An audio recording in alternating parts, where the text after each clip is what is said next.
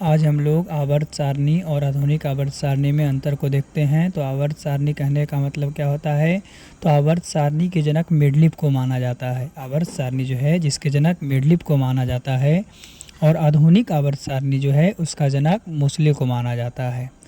तो मेंडलीव जो थे आवर्त सारणी में क्या बताए थे कि मेंडलीव की जो आवर्त सारणी थी उसमें कुल तत्वों की संख्या 63 थी, 63 थी।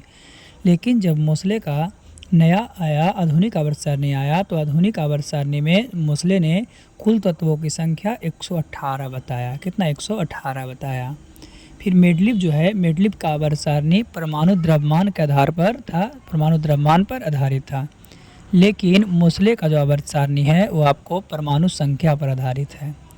फिर बात करते हैं मेंडलीव की। तो मेंडलीव की आवर्त सारणी 1869 में प्रकाशित हुई थी, 1869 ईस्वी में प्रकाशित हुआ था। वही जो मोसले है, तो मोसले की आवर्त सारणी 1913 ईस्वी में प्रकाशित हुआ था। आगे बात करते हैं। तो मेंडलीव जो है, मेंडलीव की आवर्त सारणी में नोबेल गैस यानी अक्रिय गैस का कोई निश्चित स्थान नहीं था। लेकिन जब मोसले आया तो मोसले की आवर्त सारणी में अक्रिय गैस को 18वें वर्ग में रखा गया, 18वें वर्ग में रखा गया। तो इस तरह से आवर्त सारणी और आधुनिक आवर्त सारणी में अंतर है, और भी अंतर है जिसके बारे में हम आपको बताते हैं। तो ये 5 अंतर आप लोग को हो गया। चलिए हम लोग छठे अंतर को देखते हैं। छठा क्या है? तो छठे अंतर में है कि मेंडलीव के आवर्त सारणी में केवल 6 आवर्त और 8 वर्ग यानी 8 समूह थे। वही मोसले की आवर्त सारणी थी, उसमें आपका 7 आवर्त थे और 18 समूह था, 18 वर्ग थे। फिर मेंडलीव का आवर्त सारणी जो है उसे हम लोग लघु आवर्त सारणी कहते थे, और जो मोसले का आवर्त सारणी है उसे हम लोग दीर्घ आवर्त सारणी कहते हैं। तो ये आपका 7 अंतर था। आधुनिक आवर्त सारणी और आवर्त सारणी में अंतर था, एक मोसले का और एक मेंडलीव का।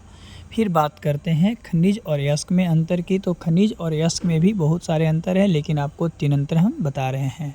पहला है कि खनिज वे धातुएं हैं जो पृथ्वी की पपड़ी में यानी कि सबसे ऊपरी सतह पर प्राकृतिक रूप से मौजूद होती है। खनिज जो है पृथ्वी की ऊपरी सतह पर मौजूद होती है, लेकिन यस्क जो है जिसका दोहन धातु को लाभप्रद रूप से निकाला जाता है। यानी यस्क से क्या है? यस्क वे खनिज है जिसमें धातु के द्वारा निकाला जाता है। तो इसीलिए खनिज को कहते हैं कि सब के सब खनिज जो है मतलब अयस्क नहीं है, सभी खनिज अयस्क नहीं है, लेकिन सभी अयस्क जो है आपका खनिज होते हैं।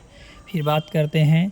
तो खनिज में धातु की मात्रा बहुत कम होती है, लेकिन अयस्क में धातु की मात्रा अधिक होती है। अयस्क जो है, अयस्क में धातु की मात्रा अधिक होती है। तो आपको इस वीडियो में 2 अंतर को बताया गया, एक आधुनिक आवर्त सारणी और आवर्त सारणी में अंतर, एक आपको खनिज और यस्क में अंतर। अगले वीडियो में आपको पूरे अंतर को बता दिया जाएगा।